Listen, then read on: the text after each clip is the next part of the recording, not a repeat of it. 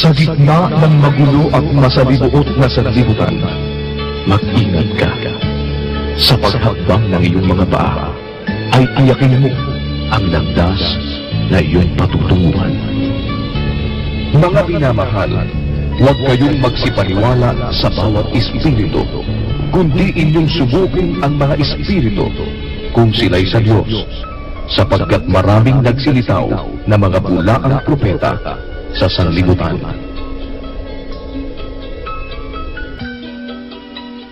Ganito ang sabi ng Panginoon: magsitayo kayo sa mga daan at magsitingin kayo at ipagtanong ninyo ang mga dating landas kung saan nandoon ang mabuting daan at magsilakad kayo roon at kayo'y mga kakasumpong ng kapahingahan sa inyong mga kaluluwa.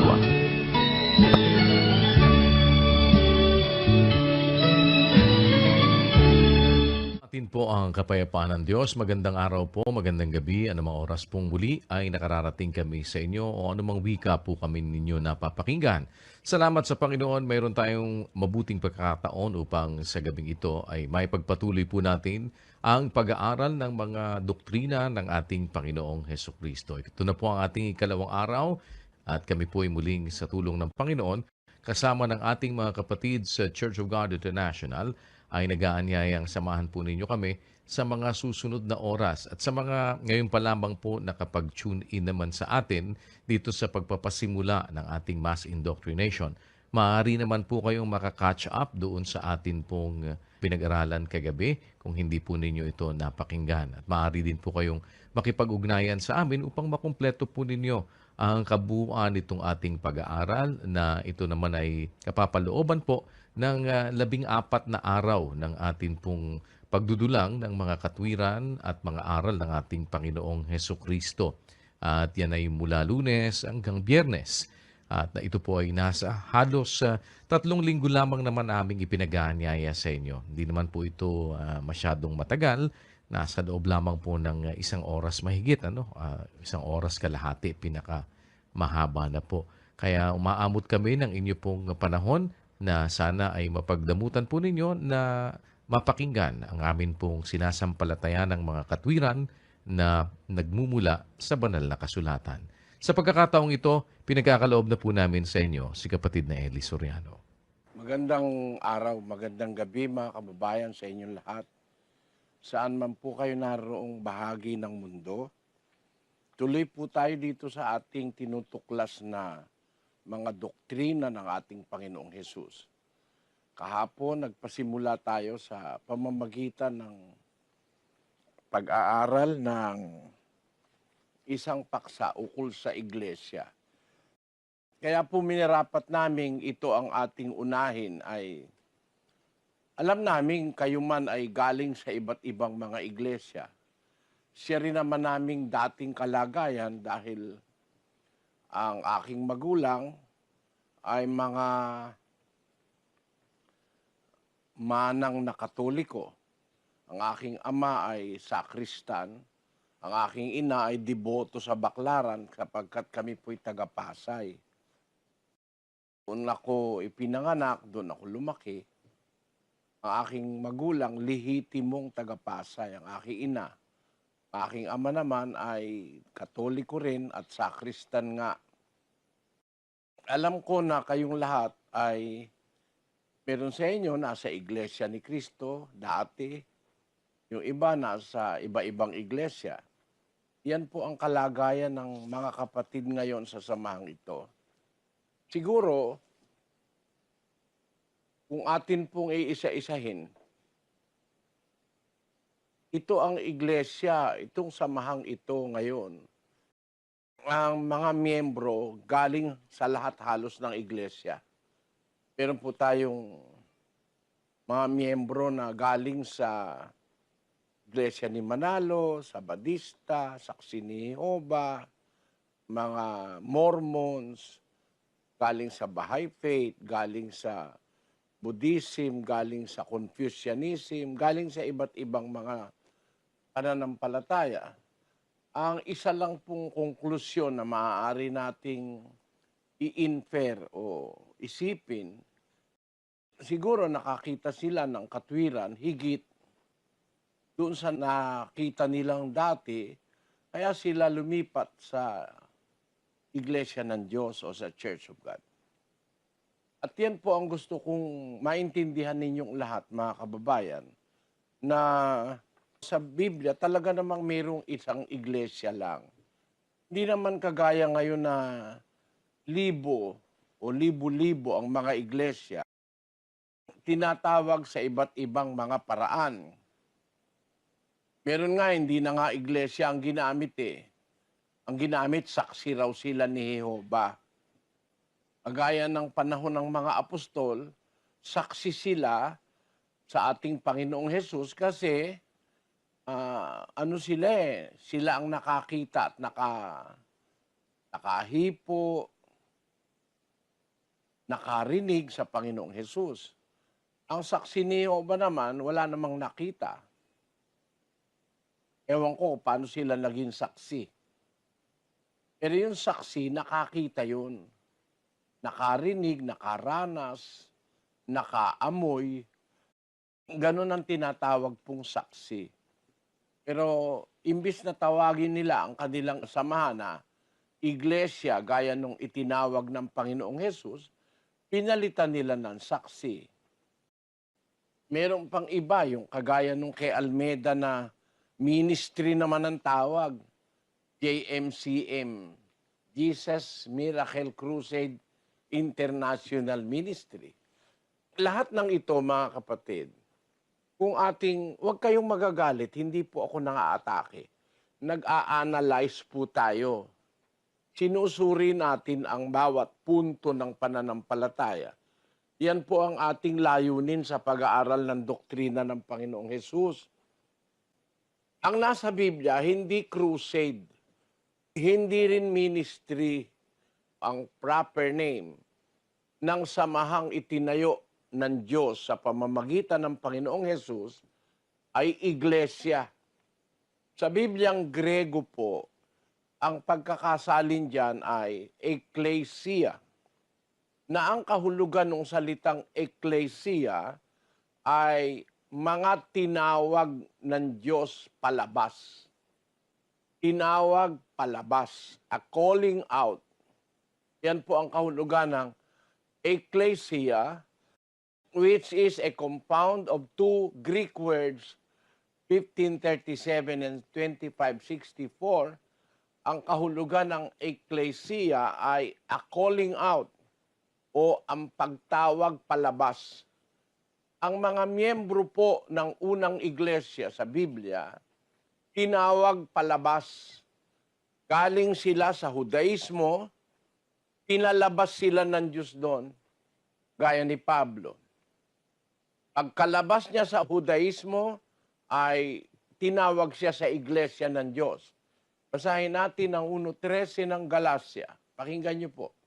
Sapagkat inyong nabalitaan ang aking pamumuhay ng nakaraang panahon sa relihiyon ng mga Hudyo, kung paanong aking inuusig na malabis at nilipol ang iglesia ng Diyos. At ako'y nangunguna sa relihiyon ng mga Hudyo nang higit kaysa marami sa aking mga kasinggulang sa aking mga kababayan.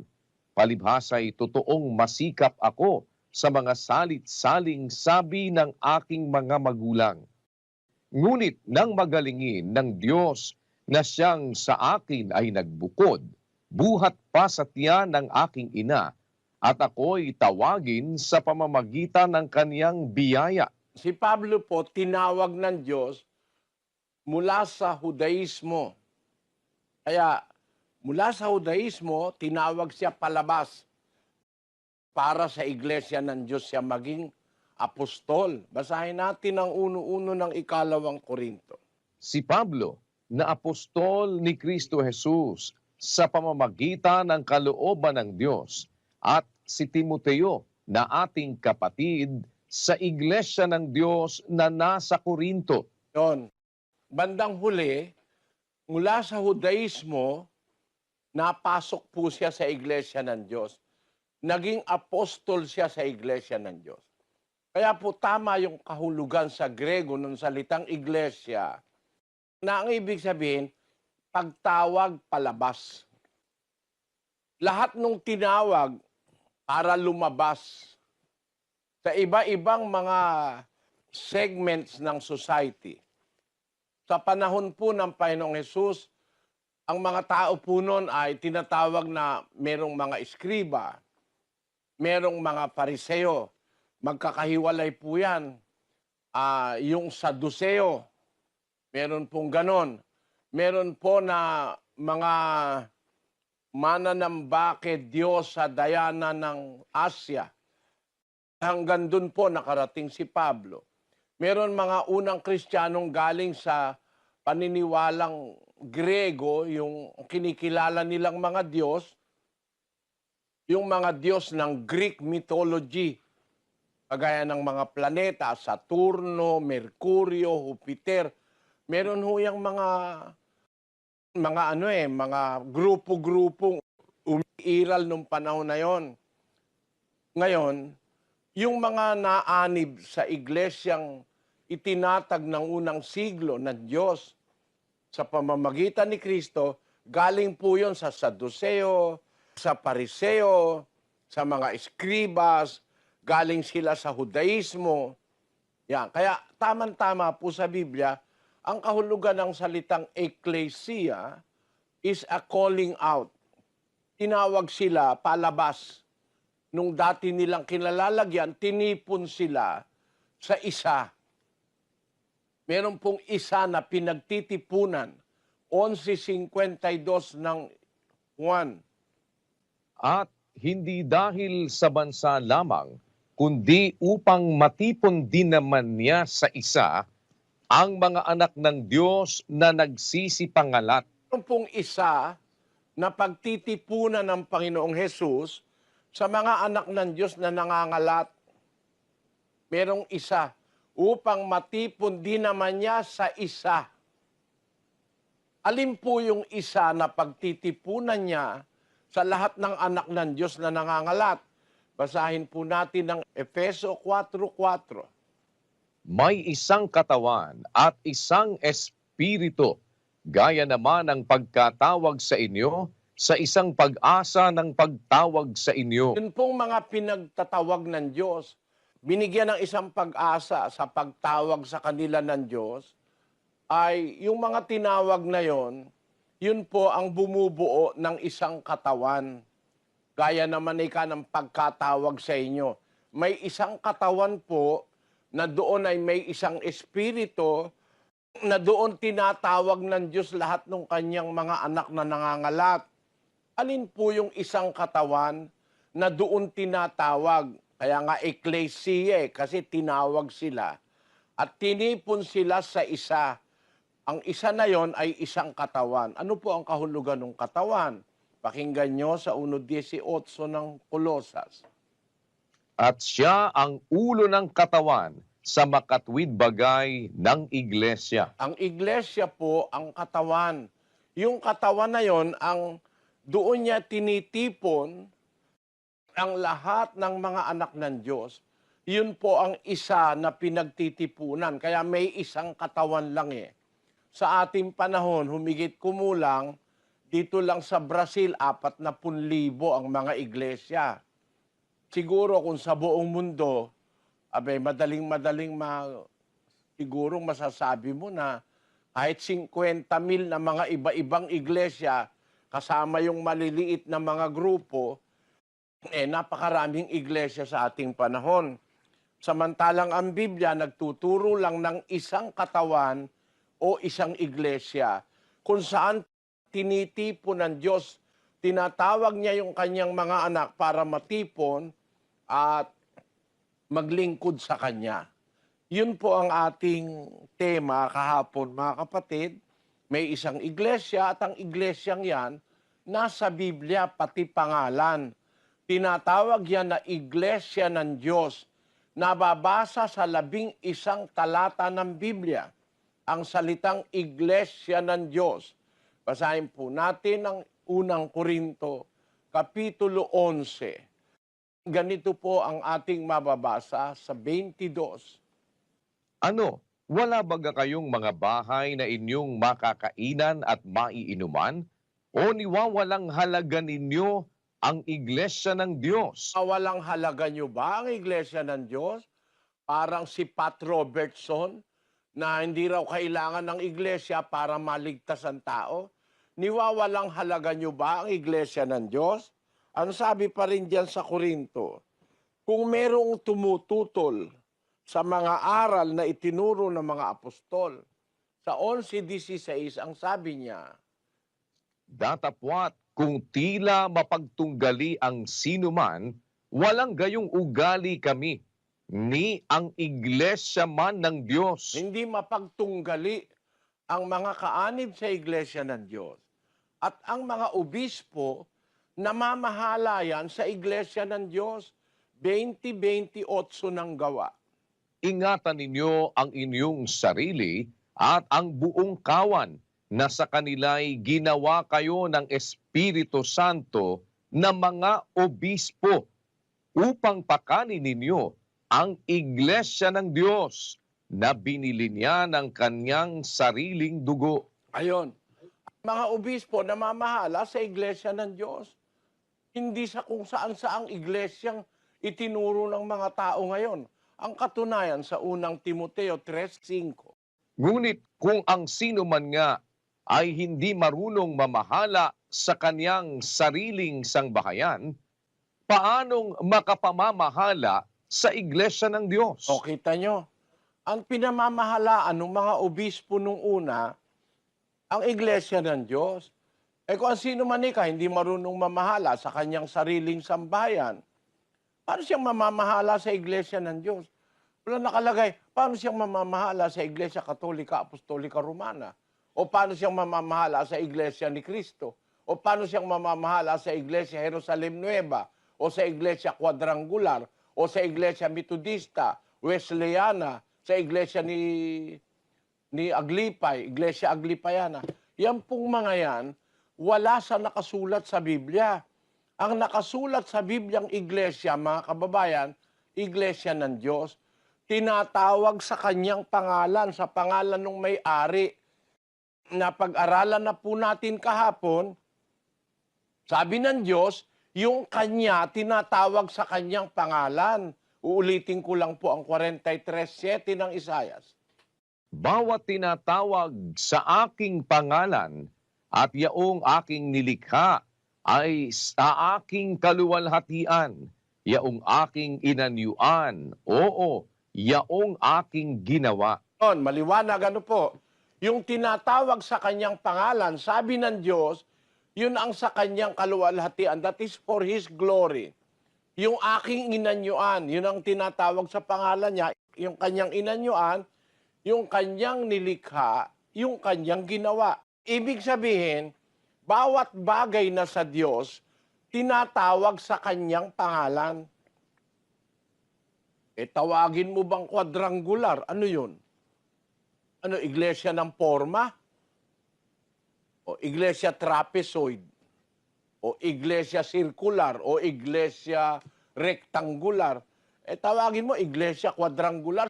Meron bang katwiran yan sa Biblia na ang iglesia, tawagin mo quadrangular? O kaya ang itawag mo, yung pangalan ng pastor na iglesia Wesleyana o kaya iglesia Luteriana, pangalan ni Martin Luther. Ibig mo bagang sabihin, ayaw natin sumunod sa kalooban ng Diyos na ang kalooban niya, yung kanyang iglesia, tawagin sa kanyang pangalan. At yun din ang kalooban ng anak nung ang Panginoong Hesukristo'y paalis na po sa lupa, papanhik na sa langit, ganito ang tagubilin niya sa Ama. 17:11 ng Juan. At wala na ako sa sanglibutan, at ang mga ito ay nasa sanglibutan, at ako'y paririyan sa iyo. Amang banal, ingatan mo sila sa iyong pangalan, yaong mga ibinigay mo sa akin, upang sila'y maging isa, na gaya naman natin. Alis na siya. Papanhik na sa langit, nanalangin siya sa Ama. Ama, wala na ako sa sanlibutan. Ang mga ito, yung mga Kristiyano, nasa sanlibutan. Paririyan ako sa iyo, Amang Banal. Ingatan mo sila sa iyong pangalan. Hindi naman sinabi ni Kristo, ingatan mo sila sa pangalan ko. Wala nun. Para iglesia ni Kristo, no? Ingatan mo sila sa iyong pangalan. Kasi yung pangalan ng Diyos ay mas makapangyarihan yon sa lahat. Yung pangalan ng Diyos ang pinaka-kubli o kublihang dako.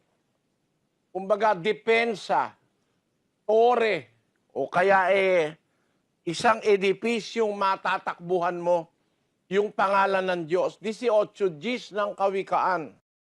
Ang pangalan ng Panginoon ay matibay na muog, tinatakbuhan ng matuwid at naliligtas. Ayan. Yung pangalan ng Diyos, matibay na muog yun. Napakatibay na muog nun. Tinatakbuhan ng matuwid at maliligtas. Kaya yung pangalan ng Diyos ang itinawag sa kanyang iglesia. Oh. Ang nasa Biblia po, iglesia ng Diyos.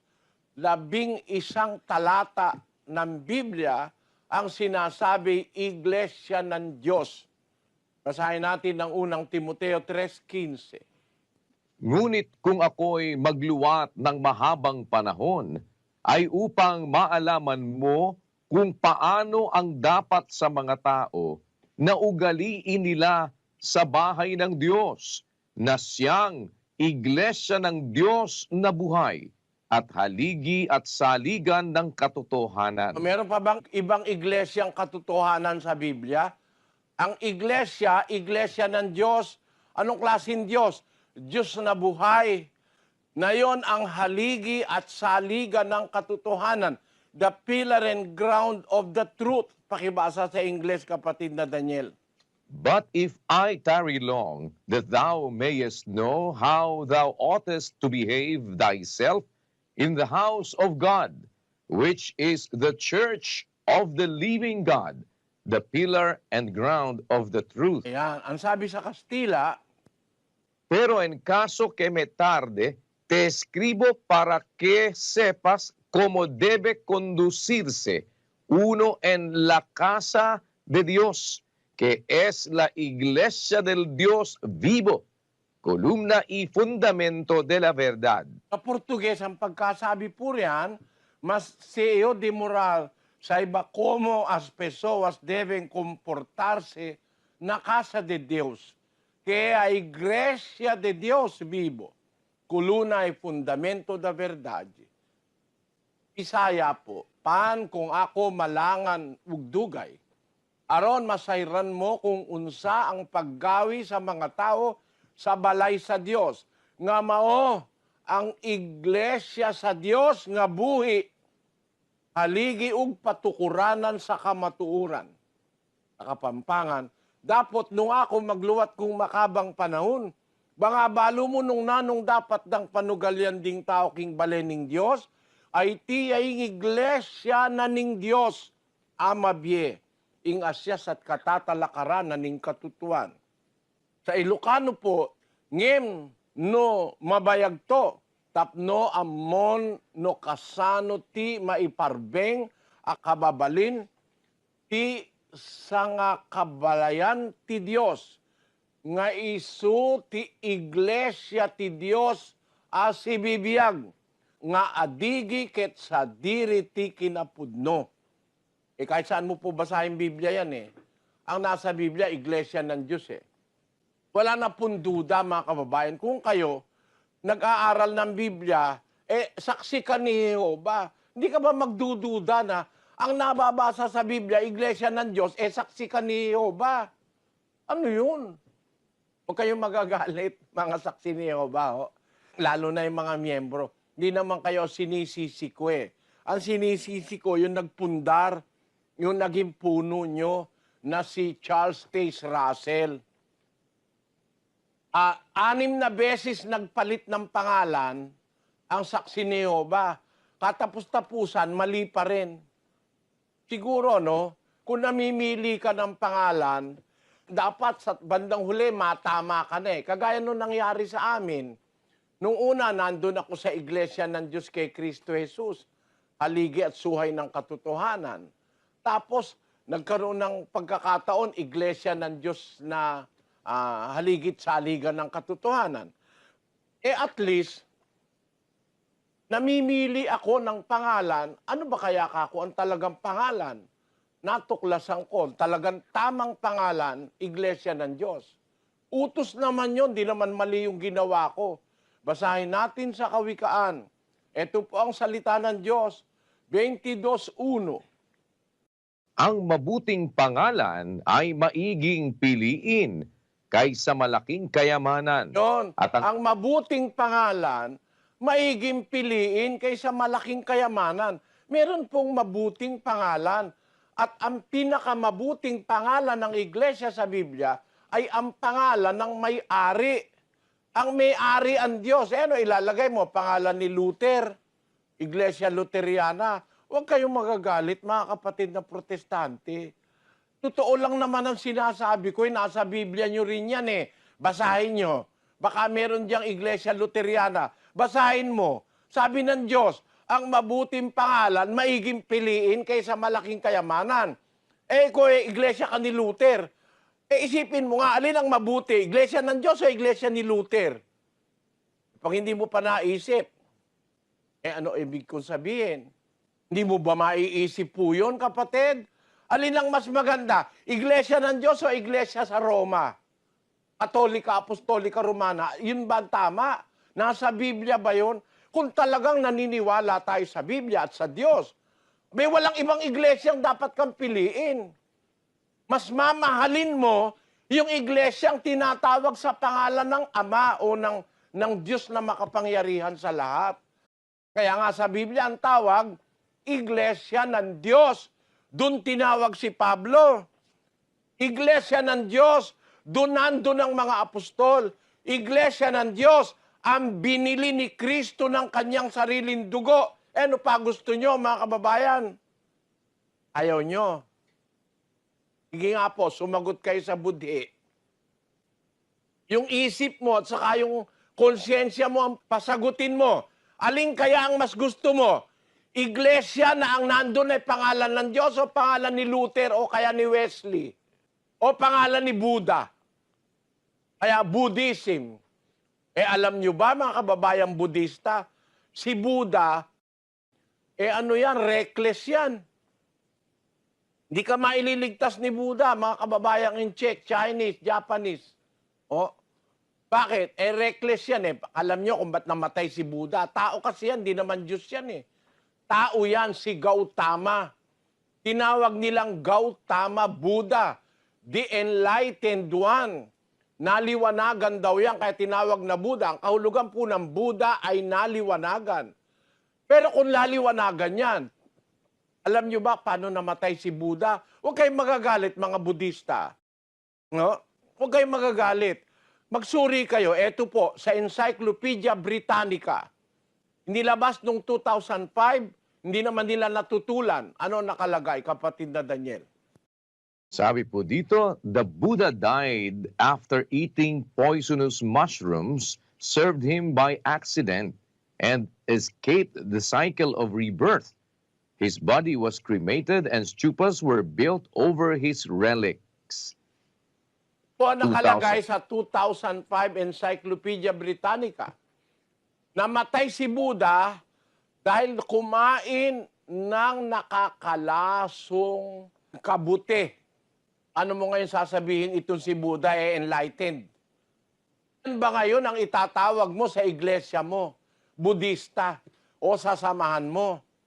Kaya yung mga kapatid namin dating miyembro ni Buddha, may nang nag-text sa akin, Brad Eli, salamat, nakilala ko si Buddha. Ibig niya sabihin, nung araw na Budista siya, hindi niya kilala si Buddha. Basta nakagisnan niya na lang na siya anak ng Budista, taga Hong Kong anak siya ng Budista, kaya sabi ko nga, masuswerte Pilipino Pinanganak tayo hindi sa isang bansang Budismo. Kasi wala kang choice Bawal sa kanila tumanggap ng ibang iglesia. Gaya dun sa Hindu. Yung Hinduism, yung mga Hindu na yan, naku po, napakalaking kalokohan. Biro mo, sambahin mo ang elepante, sambahin mo baka. Yung baka, ginagawang hamburger yan sa Pilipinas, kayo naman sinasamba nyo. Tinan nyo, nasamba ang baka, nilalagyan ng bulaklak. Yung baka, tumatai lang yan sa daan eh. Sasambahin mo ba naman yung hindi man lang marunong gumamit ng CR? Kahit saan abutin eh, dudumi. Yan ba ngayon ang relihiyong ipagmamalaki ninyo? Bakit ko nasasabi ito, mga kapatid? Hindi naman Diyos yan eh, baka yan eh. Ginawa yan ng Diyos para kainin mo, hindi para sambahin mo. O naniniwala na kayo ngayon, merong mga nagre-relihiyon, hindi nag-iisip.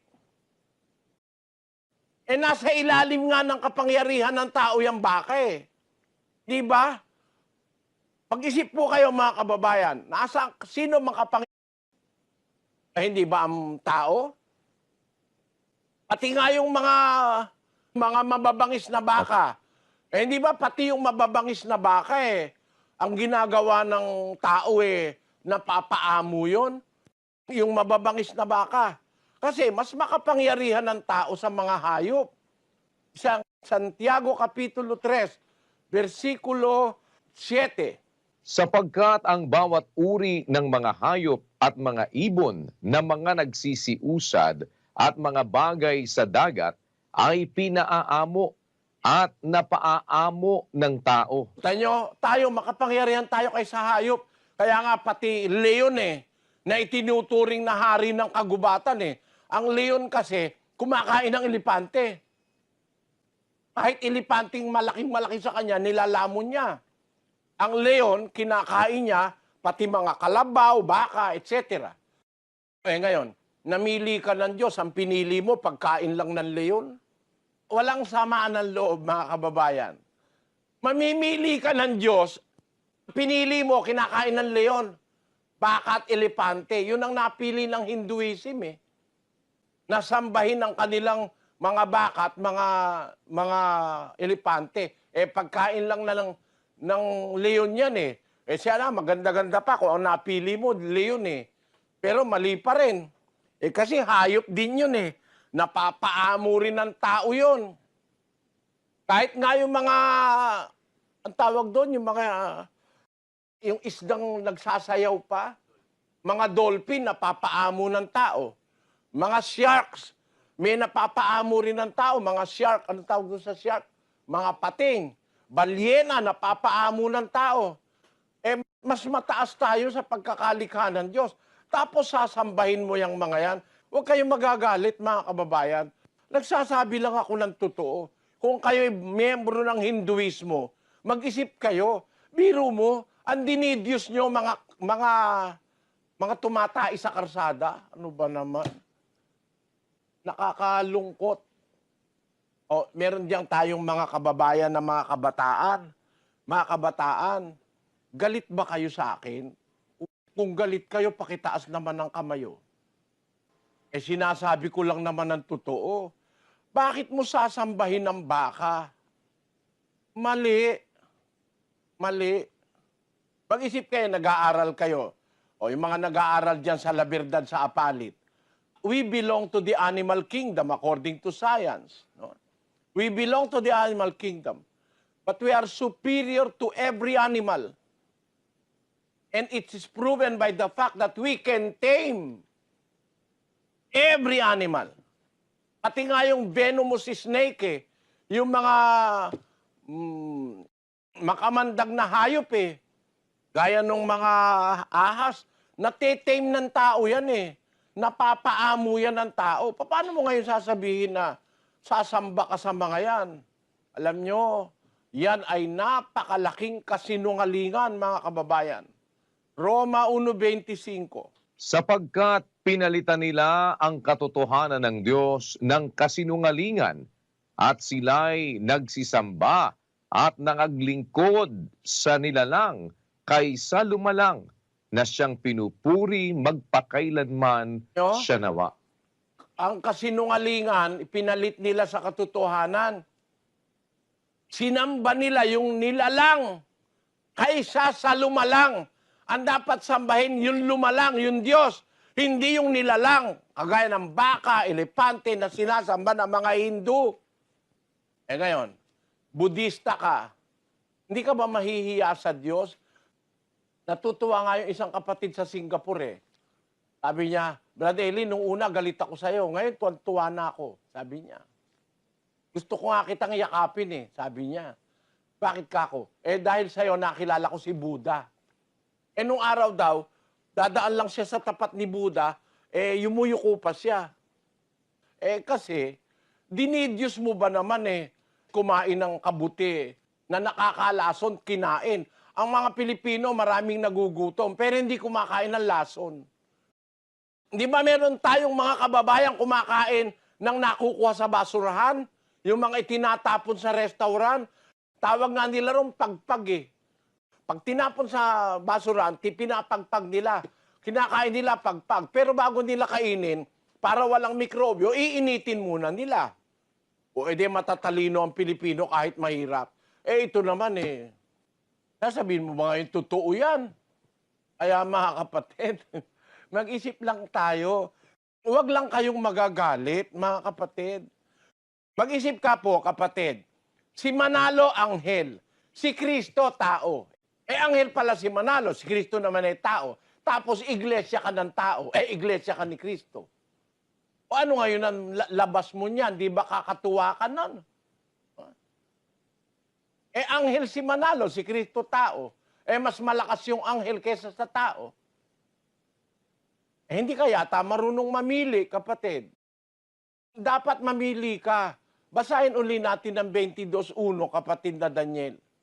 Ang mabuting pangalan ay maiging piliin kaysa malaking kayamanan. Ayun. Kahit na pagkalaki-laking kayamanan, maganda kung ikukumpara mo, piliin mo mabuting pangalan. Sa Biblia, ang mabuting pangalan, ang pangalan ng Diyos. Yun ang pinakamabuting pangalan.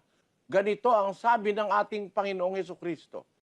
Ganyo sa isang talata ng Lucas, 18:18. At tinanong siya ng isang pinuno na sinasabi, Mabuting guro, anong gagawin ko upang magmana ng walang hanggang buhay?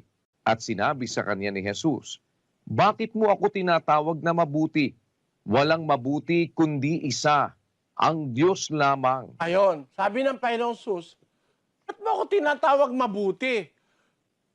Walang mabuti kundi isa, ang Diyos lamang. Pagdating sa mabuting pangalan, meron pa bang mas bubuti sa pangalan ng Diyos? Kaya nga ang nilagay sa Biblia, Iglesia ng Diyos eh. Mag-isip kayo mga kababayang, Iglesia ni Manalo, Iglesia ni Aglipay, Iglesia ni Wesley, Iglesia ni Lutero. Mag-isip po kayo. O Iglesia ng taga-Roma, o kaya Iglesia ng taga-England. Kasi nag-away ang Roma at saka ang England. Mula noon, ang itinawag ni Queen Elizabeth, Church of England. Ayaw niya kasi na Iglesia Katolika Apostolika Romana. Eh ang pagkakilala ni Queen Elizabeth, mas malaki ang kanyang kaharian kasi ang United Kingdom mas malaki nung una eh. Napakarami niyang nasasakupan eh. Eh, ang ginagawa ng Roma, sinosolo ang ang karangalan. Kaya nilagay, Iglesia Katolika Apostolika Romana. Ang pinakamataas daw na obispo yung nasa Roma, eh hindi pumayag si Queen Elizabeth. Ang ginawa niya, humiwalay siya sa Iglesia Katolika, tinawag niya, hindi Katolika Apostolika Romana, kundi tinawag niya Church of England. Si Queen Elizabeth po, ang highest ruler ng Church of England. Baka hindi niyo po alam yan, mga kapatid na Katoliko. Nagkaroon na ng question tungkol dyan sa pangalan. Ayaw pumayag ni Queen Elizabeth na tawaging Romana. No? Kaya nangyari, lumabas yung tinatawag na Church of England. Yan po. Kaya maraming issue pagdating dyan sa pangalan eh. Eh hindi naman tayo dapat magkagagalit. Hindi naman kayo dapat magalit sa akin. Pakuha mo yung isang Biblia sa library, yung Biblia Katoliko, Sis Luz? Opo. Nandito na po, Brad Eli. Ito po yung pinirmahan ni Cardinal Rufino. Ito po, Brad Eli. Bisita ang puntahan mo. Buksan mo yung Biblia sa Gawa 20:28. Bibliang Katoliko yan, ano? Ginawa ng mga pare. May pirma ni Rufino Cardinal Santos. May nihil obstat ni Mario Baltasar. May imprimatur ni Rufino Cardinal Santos. Yang Biblia na yan. Punta ka sa isang kapatid na Katoliko at ipabasa mo lang sa kanya ang Gawa 20:28. Sis Luz. Opo, sige po. Sino bisita po ditong Katoliko? Ikaw, Katoliko ka ba? Sige. Ikaw, basahin mo to. Yan, yung may check. Dahan-dahan lang, kapatid. Ingatan ninyo ang inyong sarili at ang buong kawan na pinaglagyan sa inyo ng Espiritu Santo bilang mga tagapamahala upang pamahalaan ang Iglesia ng Diyos na kanyang tinubos ng sarili niyang dugo. Nakita nyo, mga kababayan, no? Ang bumasa siya, Katoliko siya, hindi siya membro ng iglesia. Ang binabasa niya, Bibliang Katoliko. Ano ang nabasa niya? Iglesia ng Diyos na kanyang tinubos ng sarili niyang dugo. Maraming salamat sa iyo, Iha. At pagpalaing ka nawa ng Panginoon sa tulong mong ginawa sa akin ngayon. Nakita nyo, mga kapatid, kung meron pa kayong Biblia dyan, protestante ka, ikaw ay Sabadista, tignan nyo ang Gawa 20:28. Alin ba iglesia ang sinasabi? Iglesia ng Diyos. Alin ang mas mabuting pangalan? Iglesia ng Diyos o Iglesia Luteriana? Sagutin nyo nga po ako. Alin ang mabuti? Yung nasa Biblia nyo. Kahit saan Biblia, yan ang mababasa mo. Alin ang mabuti? Mabuting pangalan. Iglesia ng Diyos o Iglesia Luteriana? Ang pasagutin nyo, ang isip nyo at puso, ang konsyensya. Alin ang mabuti? Iglesia Luteriana o Iglesia ng Diyos? Alin ang mabuti? Church of England o Church of God? Mas napakabuting tawagin mo ang iglesia, Iglesia ng Diyos o Church of God. Buksan niyo ang Biblia niyo, bago kayo magalit sa akin. Pag nagagalit kayo sa akin dahil sinasabi ko, Iglesia ng Diyos, nasa Biblia mo rin, magalit ka sa sarili mo. Iba ganun ang logic. Sa Bibliang Bisaya, Iglesia sa Dios, nga gipalit niya sa iyang kaugalingang dugo. Sa Bibliang Hiligaynon, ang nakalagay, Iglesia sang Dios, nga ginbakal niya sa iyang kaugalingan nga dugo. Sa Ilocanong Biblia, Iglesia ti Dios, isu ginatang na itidara na. Alin ang mas maganda?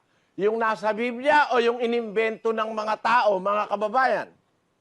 Kaya, kung meron tayong iglesyang dapat sampalatayanan, dapat ipangaral, ay ang iglesia ng Diyos. Hindi kami yan. Yun ang inuulit ko, mga kapatid. Hindi po kami yan. Bakit? Nakasulat na sa Biblia yan 2,000 years ago. Ngayon, ang tanong natin, ano ang gagawin natin sa Iglesia ng Diyos? Aanib tayo. Ang pag-anib, utos. Utos ba ng Diyos ang pag-anib sa Iglesia, mga kababayan? O, tingnan nyo ha. Babasahin ko ang 12:9 ng Roma. Pakibasa, kapatid na Daniel. Ang pag-ibig ay maging walang pagpapaimbabaw. Kapuotan ninyo ang masama. Makisanib kayo sa mabuti. Alin ang mabuti? Di ba ang mabuti ang Diyos? Sabi ni Kristo dun sa taong kausap niya, ba't mo ako tinatawag na mabuti? Walang ibang mabuti, kundi isa, ang Diyos lamang. Sabi niya, kaya kung sasanib tayo sa mabuti, utos yun. Kapuotan ninyo ang masama, makisanib kayo sa mabuti. Ang sabi sa Cebuano, himoa nga ang gugma, magawalay pagkasalingkapaw. Dumta ninyo ang dautan, magtapot kamo sa maayo. O sa Ilocano, ti ayat awan kuma ti ulbud na, gurain nyo ti dakes, sa limit-mitan nyo, pinaimbag, umanib kayo sa mabuti. Alam nyo mga kapatid, dapat tayo aanib sa iglesyang nasa Biblia. Utos po ni Kristo ang pag-anib. Hindi kagaya ng turo ni Pat Robertson, hindi na raw kailangan ng pag-anib para maligtas. Ang pagpasok daw sa iglesia, di makakapagligtas. Para raw maligtas, kailangan daw si Kristo tanggapin. Hindi na kailangan ng iglesia. Tanungin natin si Kristo, paano po ba ang pagtanggap sa iyo, Panginoong Hesukristo? Sabi ni Pat Robertson, kailangan daw tanggapin ka namin. Paano po ba ang pagtanggap sa iyo, Panginoon? 12:48 ng Juan. Ang nagtatakwil sa akin at hindi tumatanggap sa aking mga pananalita ay mayroong isang hahatol sa kanya. Ang salitang aking sinalita ay siyang sa kanya'y hahatol sa huling araw. Ayun pala, pagka itinatakwil mo yung pananalita ni Kristo, itinatakwil mo na si Kristo. Sabi niya, ang nagtatakwil sa akin. Sino yon? At hindi tumatanggap sa aking pananalita. Yung palang hindi pagtanggap sa salita o aral ni Kristo, pagtatakwil pala kay Kristo yon. Paano mo sasabihin, tanggapin si Kristo, ayaw mo naman tanggapin ng iglesia. Si Kristo ang nagturo ng iglesia. Nagtayo ang Diyos ng iglesia. Mamimili ka na rin lang ng pangalan. Meron naman sa Biblia, ba't hindi na pinili mo? Diba? Ang nasa Biblia na totoong iglesia, iglesia ng Diyos. Ngayon, dapat ba tayong umanib doon, mga kapatid? Dapat ba? Sabi, makisanib kayo. Yung pong pagsanib, batas yun. At tayong mga hintil, paano tayo sasanib sa iglesia sa Biblia? Basahin po natin sa Efeso 3:6. Na ang mga hentil ay mga tagapagmana at mga kasangkap ng katawan at mga may bahagi sa pangako na kay Kristo Jesus sa pamamagitan ng Ebanghelyo. Sa pamamagitan po ng Ebanghelyo, mga kababae, eto, meron kayong kopya ng Ebanghelyo, ng Biblia. Meron din ako. Meron din lahat ng pastor. Bawat isa nga may Biblia eh. Meron din ang saksi ni Jehovah. Ang gusto kong sabihin, mga kababayan, ganito. Ilagay natin uli sa screen ang 3:6. Sabi ni Pablo, ang mga hentil. Tayo po, mga hentil tayo. Labas ng Israel, ang tawag ng Biblia, Gentiles o hentil. Hindi naman tayo Israelita, hindi naman tayo Hudyo, kaya tayo po at mapatak mga hentil. Pilipino, hentil, Amerikano, Hapon, Chinese, etc. Tayo mga hentil. Sabi ng Biblia, ang mga hentil ay tagapagmana, kasangkap ng katawan, kaanib ng katawan. Alam natin ang katawan, yun ang iglesia. Nabasa na kanina, siya ang ulo ng katawan sa makatwid bagay ng iglesia. Ngayon, ang iglesia po na katawan, sasangkapan yun. Sa English po, mas maliwanag ang pagkasabi. That is how the Gentiles are fellow heirs, members of the same body. Ayon, members o kaanib sa katawan. Gentiles are fellow heirs, kasamang tagapagmana ng pangako ng Diyos. Members of the same body. We must be members of the body. The body is the church. Ang katawan ay ang iglesia. Dapat maging miyembro tayo ng iglesia. The church was intended by God to be an institution of salvation. We must be members of that body. Sabi ng Biblia, Gentiles are fellow heirs, members of the same body, partakers of the promise in Christ through the gospel. Sa Tagalog, ang mga hintil ay tagapagmana, kasangkap ng katawan o members ng katawan. Ang katawan iglesia, kaya kaanib. Sa ibang Tagalog, ang salitang kasangkap, kaanib. Kaanib ng katawan o kaanib ng iglesia. Yan po ay ginagamit ng Biblia. Basahin natin ang Korinto. In Daniel 10:32 ng unang Korinto.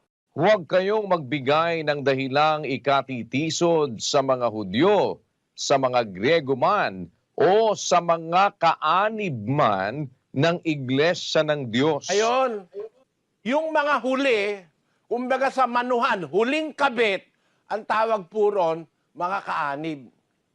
Ang iglesia ng Diyos, itinatag ni Kristo noong unang siglo. Sa bandang huli, kaanib ka na lang. Buo na kasi yung iglesia. Hindi ka na magtatayo ng iglesia mo kagaya ng ginawa ni Manalo.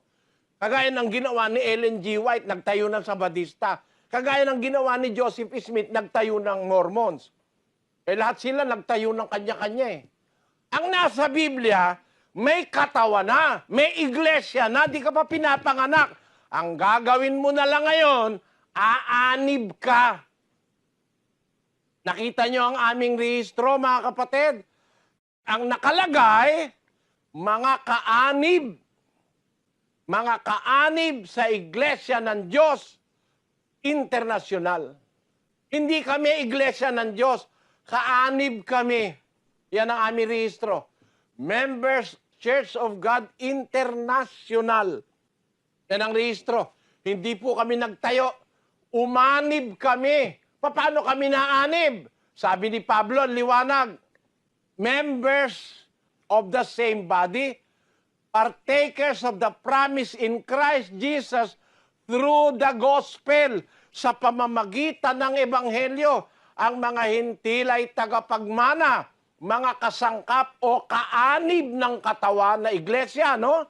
At mga may bahagi sa pangako na kay Kristo Jesus sa pamamagitan ng ebanghelyo. Eto po, sabi nung iba sa akin, paano ka naanib dyan? Tinanggap ka ba ng mga apostol? Sabi nung kadiskusyon kong Katoliko.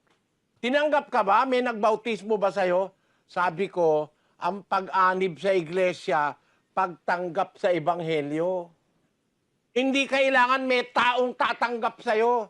Ang dapat tumanggap sa'yo ang Diyos. Sa pamamagitan ng pagkilala mo sa ebanghelyo, tatanggapin ka ng Diyos kahit katagasaan ka pa. Gis 34:35 lang gawa, kapatid na Daniel.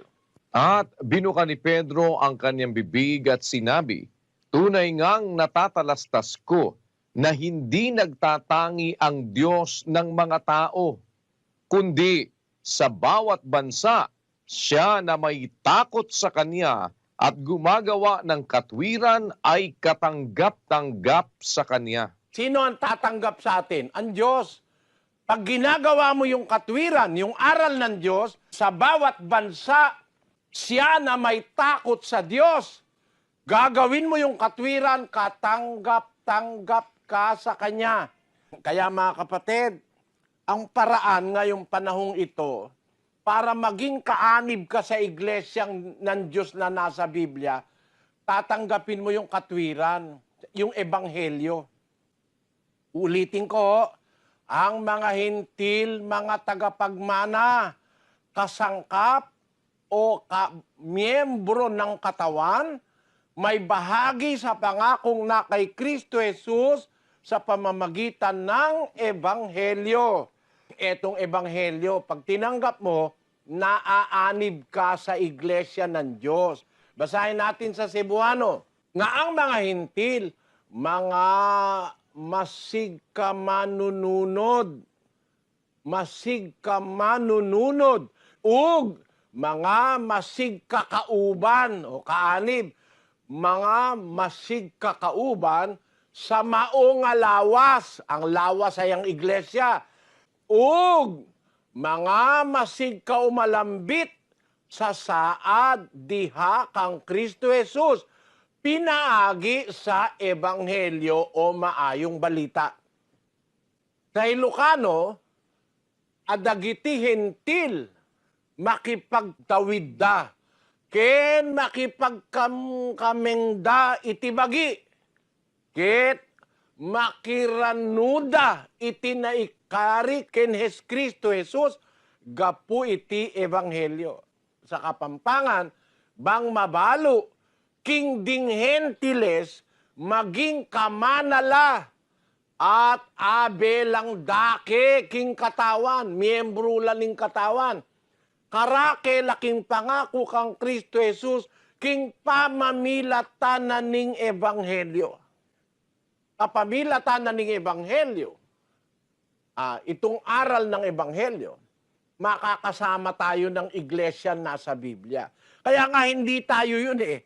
Sabi ko nga doon sa pastor ni Manalong kadiskusyon ko sa Pampanga, binasa mo ka ako, iyang maling translation ng Iglesia ni Cristo.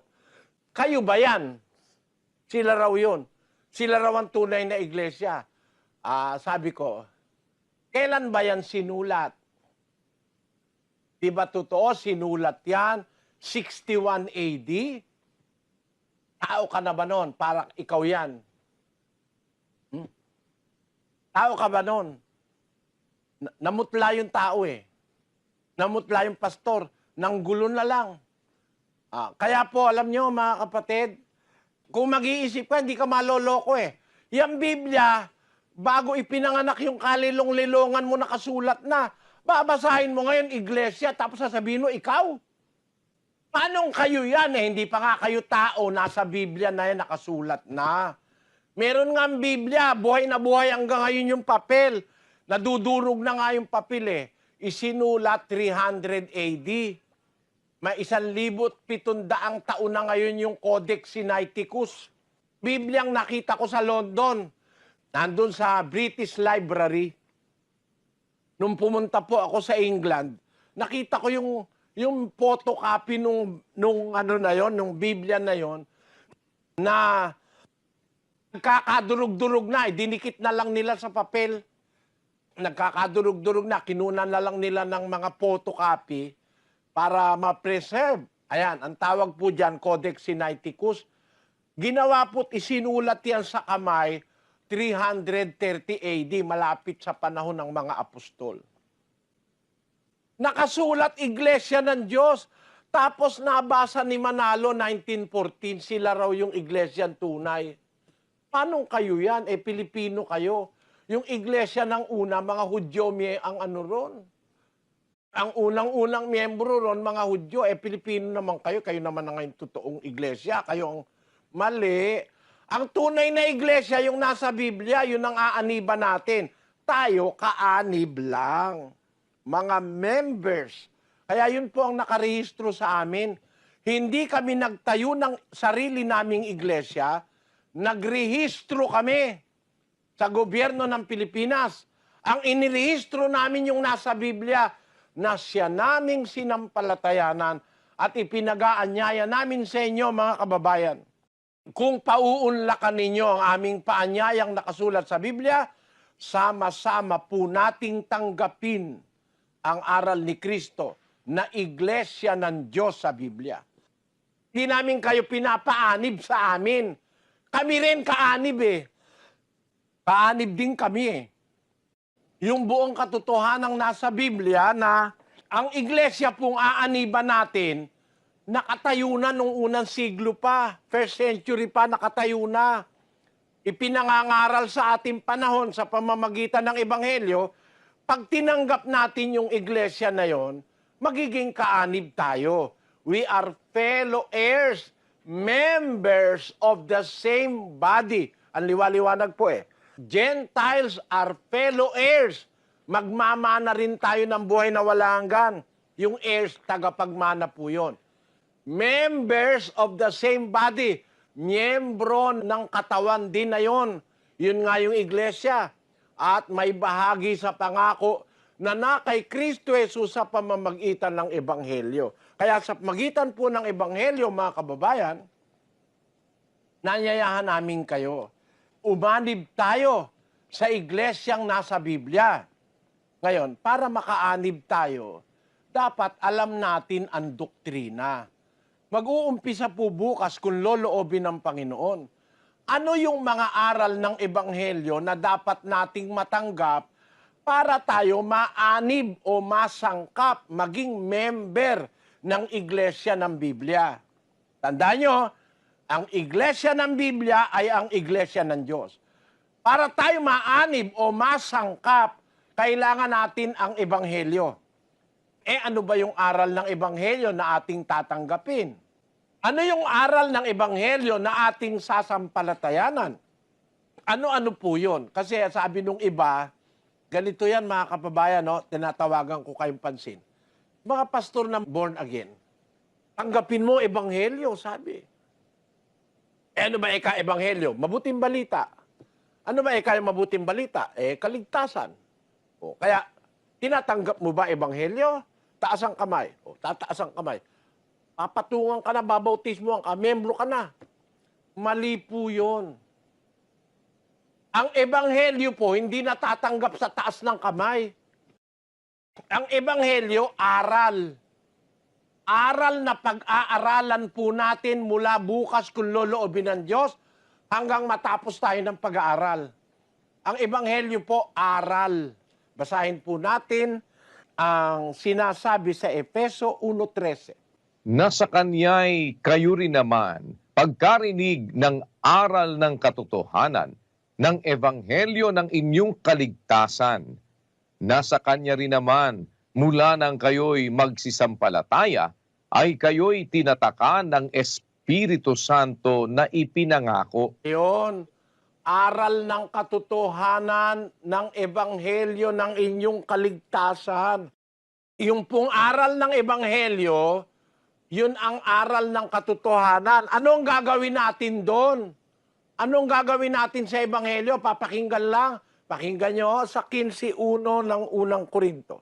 Ngayoy ipinatatalastas ko sa inyo mga kapatid, ang ebanghelyo na sa inyo'y aking ipinangaral, na inyo namang tinanggap, na siya naman ninyong pinananatilihan.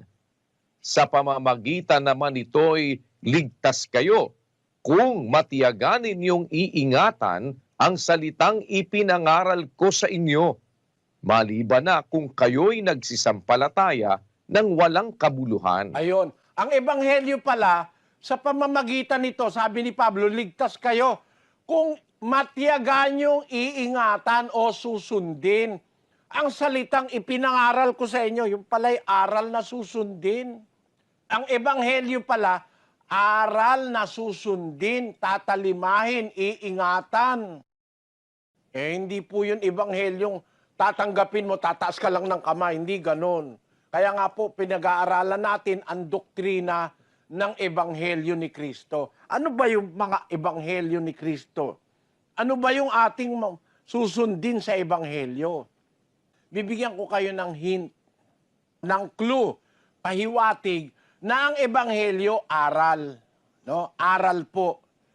Basahin natin ang 1:27 ng Pilipos. Ang inyo lamang pamumuhay ay maging karapat-dapat sa ebanghelyo ni Kristo, upang maging ako ay dumating at kayo'y makita o wala man sa harap ninyo, ay mabalitaan ko ang inyong kalagayan, na kayo'y matitibay sa isang espiritu, na kayo'y mangagkaisa ng kaluluwa na nangagsisikap sa pananampalataya sa ebanghelyo. Sabi po ni Pablo, ang inyong pamumuhay maging karapat dapat sa ebanghelyo ni Kristo. Yung atin hong pamumuhay, yung kabuuan nun, pagsasalita, pagkain, pagdadamit, pakikisama, pagsunod sa ama, ina, pagmamahal sa asawa, pagmamahal sa mga anak, pagkakandili sa sambahayan, pananamit, kung paano tayo mananamit, paano ba tayo makikipagkapitbahay, paano ba tayo makikipamayan sa isang bayan o sa isang bansa. Lahat po ng yan may aral ng Ebanghelyo. Pati nga pananamit kung paano tayo dapat manamit eh. No? Yan po ang aming ipinag-aanyaya sa inyo, mga kapatid. Meron bang bawal na pagkain sa Ebanghelyo? Bawal ba ang baboy gaya ng Sabadista? Bawal ang tahong, bawal ang talaba. Sa amin din, bawal ang tahong pag may red tide. Pero pag walang red tide, kumakain ako ng tahong. Paminsan-minsan. No?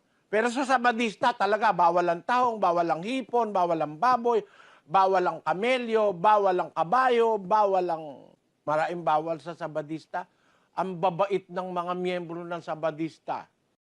No? Naloko nung mga pastor nila, lahat binawal na. Pati ba naman alamang bawal? Kung wala ka ng pera, bagoong lang ang kaya mo. Bawal pa rin. Ang hindi lang bawal, baka at saka manok. Kaya mga kapatid, siguro maganda dumalo po kayo kahit wala kayong balak na umanib o sumama sa amin. Dumalo po kayo, maintindihan nyo lang. Kumbaga, para kayong nagsusuri o kaya naghahanap kayo ng mali sa sasabihin ko. Payag naman ako ron. Wala naman po tayong dapat pag-awayan eh. Pinag-uusapan natin, aral ng Diyos, nanyayahan namin kayo. Na aral ng Diyos, yung Ebanghelyo, kasi aral yun eh. Aral ng katotohanan, Ebanghelyo ng kaligtasan. At yun po, nasa Biblia yon. Ang ibibigay ko sa inyong clue o pahiwatig na ang Ebanghelyo po ay aral na susundin. Hindi ka lang tataas ng kamay, tapos na. Susundin mo ang aral ng Ebanghelyo. Ang isang aral ng Ebanghelyo, tinuro ng mga apostol, eto po, sa Colosas 3:16. Manahanawang sagana sa inyo ang salita ni Kristo, ayon sa buong karunungan. Kayo'y mangagturuan at mangagpaalalahanan sa isa't isa sa pamamagitan ng mga salmo at ng mga imno at mga awit na ukol sa Espiritu, na magsiawit kayong may biyaya sa inyong puso sa Diyos. Ang isa palang aral ng Ebanghelyo, aawitan natin ng Diyos. Yung mga taong hindi nakakaalam ng aral, umaawit din. Alam niyo kung sino inaawitan? Aawitan kita, awitan kita, ang sarili nating, paano yung himig? Ang iyong maririnig, pakinggan mo. Sino inaawitan? Sa Biblia po, pati pag-awit pala sa Ebanghelyo utos. Aawitan natin ang Diyos. Ayos naman yon. Aawitan mo ang Diyos.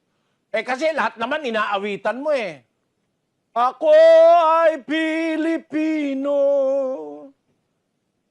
Diba? Pati yung pagka-Pilipino, inaawit mo. Tapos, para magpakita ng mga patriotism, ibon mang may layang lumipad, hawak-hawak pa yung puso. Tulungin mo at umiiyak, bayan pa kayang sakdal dilag, ang di magnasang makaalpas. Pilipinas kong minumutya, pugad ng luha ko't dalita, aking adika. Makita kang sakdalaya. Ayan. Naawitan mo Pilipinas. Hindi lang yon. Pati yung ating national flower, inaawitan mo rin. Sampagitan ng aming lipi, bulaklak na sakdal ng yumi, ikaw ang mutyang pinili, nasagisag ng aming lahi. O, kita mo? Yan ang national flower. Ang kulay mong binusilak, ang diwa ng aming pangarap, ang iyong bangot halimuyak, sa tuwi na ay aming nalalanghap. O bulaklak na nagbibigay ligaya, o paraluman, mutyang sampagita, larawang tula ng mga dalaga, ikaw ang tanging bituin, hiraman ng kanilang ganda. Ang iyong talulot, ang siyang tunay na sagisag ng sadalagang puso'y wagas, kayumian at pagkamatapat. Kita nyo, palibasa, makabayan ako. Nung araw, ako bata pa, kabisado ko lahat yan eh. Lahat ng mga kantang para sa bayan. Pati nga Sampagita, biro mo, yung national flower. Yung Nara lang ang wala akong kanta ron. Hindi yata ginawa ng kanta eh. National tree. Eh yung national fish, yung bangus eh, di ba, no? Kabisado ko lahat yun. Kaya lang walang kanta sa bangus eh. Ang kanta, Dalagang Bukid. Dalagang bukid ang aming ulam, something like that, ano? Eh, kita nyo, mga kapatid, lahat kinakantahan mo. Oh, my Papa, to me he was so wonderful. Oh, my Papa, to me he was so good. No one could be so gentle and so lovable. Oh, my Papa, he always understood. Tatay mo yan, ano? Eh, nanay naman. Mama, I miss the days when you were here beside me. Mama, those happy days when you were here to guide me, safe in the glow of your love, sent from the heavens above. Nothing can ever replace the warmth of your tender embrace. Oh, Mama. Kita mo? Meron kang awit para sa mama, meron kang awit para sa papa, di ba? Meron kang awit para sa bandera, no? Bayang magiliw, pero ng silanganan. Oh, meron kang awit para saan? Meron kang awit, pati nga yung hopyang hindi mabili, may awit yun eh. Hopyang di mabili, may amag sa tabi, lalaran, lararararan. Yung mga may kalokohan, tukat ba naman pati si Haring Solomon eh, inilagay sa kanilang awit. Si Haring Solomon, may alagang pagong. O, kita mo yun? O ngayon, saan mo i-justify? Lahat inawitan mo. Pati si Maria inawitan mo. Dios te salve, Maria, llena eres de gracia. El Señor es con bendita tú eres entre todas las mujeres, y bendito es el fruto, y bendito es el fruto de tu vientre, Jesús. Kita nyo? Inawitan mo si Maria, inawitan mo bandera, inawitan mo yung mamang kay lupit, ang puso mo'y di na nahabag. Pag pumanaw ang buhay ko, may isang pipit na iiyak. O, kita mo? Meron ba tayong hindi inaawitan? Alam nyo ba, mga kapatid, ang awit matanda pa sa mundo? Meron akong alam na awit matanda pa sa mundo. Mahigit ng 4 na bilyon taon. May awit akong alam. Baka sabihin nyo, yabang naman ito si Soriano. Ako po, marami akong awit na antigo eh. Hindi nga alam ng mga kabataan ngayon eh. Yung awit na narinig ko nung araw sa lola ko, sa nanay ko. Matatandang awit yun eh.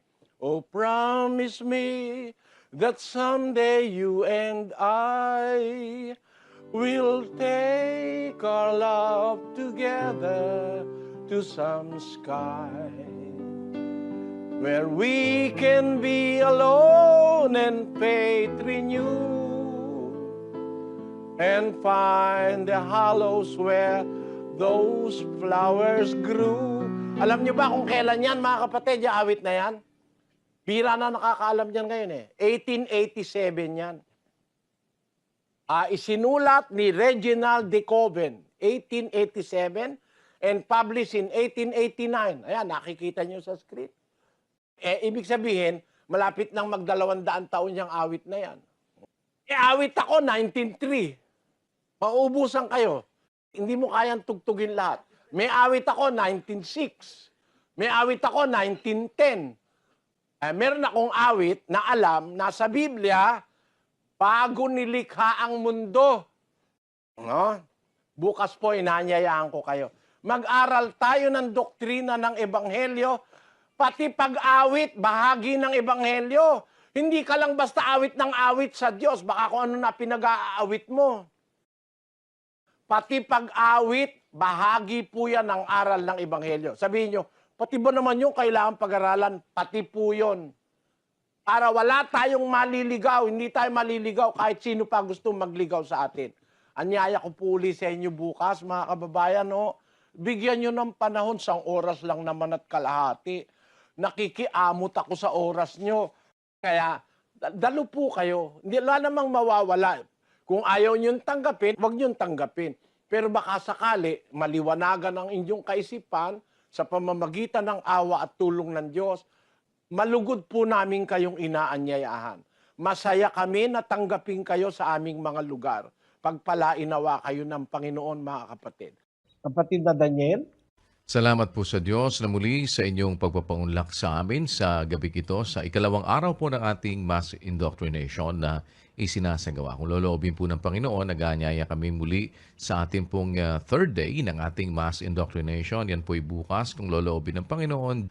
Araw po ng Miyerkules, alas 7 ng gabi, Philippine Standard Time. Kung ano man pong oras sa inyong mga lugar na kinaroroonan at kung anumang wika po ninyo kami napapakinggan. Kasama po nito ay nag-aanyaya din kami para sa ating global prayer. Mamaya pong alas 9:30 ng gabi, mga kapatid, Philippine Standard Time. Ito po'y bukas para sa lahat ng ating mga kapwa-tao. Anuman po ang inyong relihiyon, kayo po ay aming inaanyayahan na makiisa sa atin pong pagtawag at paghingi ng awa mula po sa Panginoon. Sa gabing ito, minsan pa, bago po tayo pansamantalang maghiwa-hiwalay, mga panauhin sa amin po mga kapatid, kasama po ang ating mga kapatid sa iba't ibang panig ng daigdig, ang lahat po ng members ng Church of God International na nakatune in din po ngayon, nag-aanyaya po kami sa inyo na samahan nyo kaming muli sa isang maikling panalangin.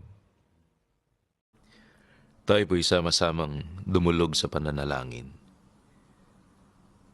Panginoon naming Diyos, Amang makapangyarihan sa lahat, sa pangalan po ng aming Panginoong Hesukristo, nag-aalay kami ng pagpapasalamat sa iyo, Ama, sa iyo pong pagtuturo sa amin upang maliwanagan ang aming mga puso. Malaong panahon na kami po ay naligaw. Nakagawa kami ng iba't ibang mga paglabag sa iyong kalooban. Subalit, salamat sa iyong awa, sapagkat naririyan ka po, Panginoon, upang akayin kami, upang maituwid ang aming mga paniniwala at mga paggawa. Sana po, huwag mo kaming pagsasawaan. Kaawaan mo ang mga sumusubaybay sa pag-aaral na ito. Tulungan mo po sila, Ama, maunawaan ang dahilan ng pagkakalikha mo sa amin. Sana'y kasangkapanin mo rin sila sa kanilang mga mahal sa buhay. Maging mga sangbahayan kaming magiging dapat sa iyo kung iyo pong mamarapatin. Tulungan mo kaming lahat sa aming mga paglakad at pakikibaka sa araw-araw. Marami po kaming mga kinakaharap na hadlang. Ama, sa iyo po namin iniaasa ang aming mga kapalaran. Hindi po namin kayang mag-isa. Sana po ay kaawaan mo ang bawat isa sa amin. Panginoon, magpala ka po sa mga kapatid at kapwa-taong tumutulong upang ang iyong mga salita ay maipahayag at makarating sa mas nakararami. Marami pong salamat sa iyo sa pangalan ng aming tagapagligtas na si Kristo Jesus. Amen.